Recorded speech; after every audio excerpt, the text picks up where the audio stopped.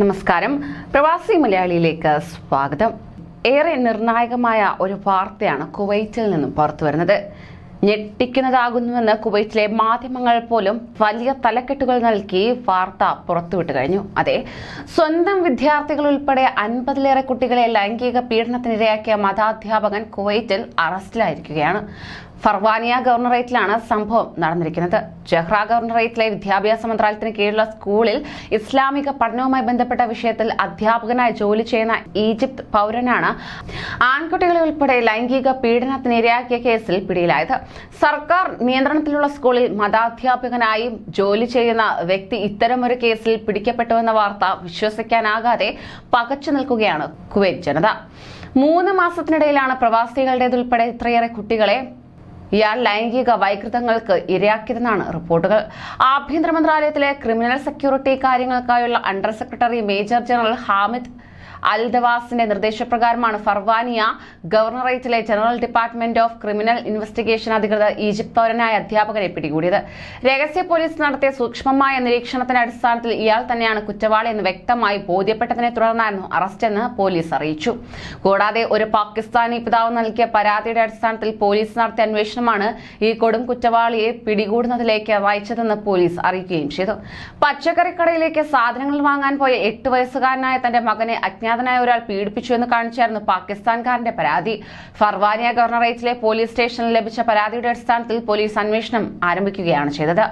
പീഡനം നടന്നുവെന്നതിന്റെ തെളിവായി കുട്ടിയുടെ വസ്ത്രത്തിലെ അടയാളങ്ങൾ സഹിതമായിരുന്നു പിതാവിന്റെ പരാതി. കുട്ടി പീഡനത്തിനിരയായി എന്ന് പറയപ്പെട്ട സ്ഥലത്തെ CCTV ക്യാമറകൾ പരിശോധിച്ച പോലീസ് പക്ഷേ കണ്ടത് മറ്റൊരു പീഡന ദൃശ്യമായിരുന്നു. പാകിസ്ഥാൻ പ്രവാസിയുടെ മകൻ പീഡനത്തിനിരയായ അതേ രീതിയിലായിരുന്നു വീഡിയോയിൽ കണ്ട പീഡനവും. 2 സംഭവത്തിലും പ്രതി ഒരാളാണെന്ന നിഗമനത്തിൽ പോലീസ് അന്വേഷണം തുടരുകയാണ് ചെയ്തത്.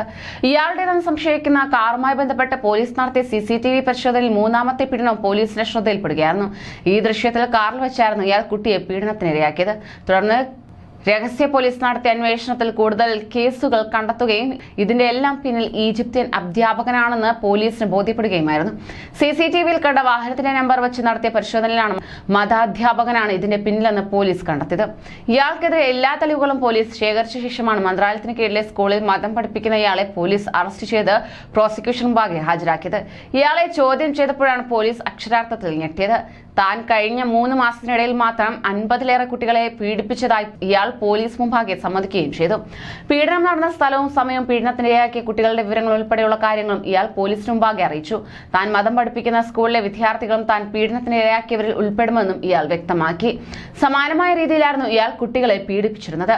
വീട്ടിൽ ഇക്കാര്യം പറഞ്ഞാൽ കൊന്നുകളയുമെന്നും ഇയാൾ കുട്ടികളെ ഭീഷണിപ്പെടുത്തിയിരുന്നതായും പോലീസ് അറിയിച്ചിരിക്കുകയാണ്.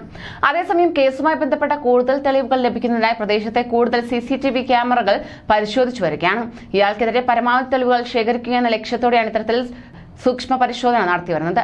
സമാനമായ രീതിയിൽ അജ്ഞാതൻ പീഡിപ്പിച്ചു എന്ന പരാതിയുമായി 6 കുട്ടികളുടെ രക്ഷിതാക്കൾ പോലീസിന് നൽകിയ പരാതികളും ഇതുമായി ബന്ധപ്പെടുത്തി അന്വേഷിച്ചു വരികയാണെന്നും പോലീസ് വ്യക്തമാക്കി.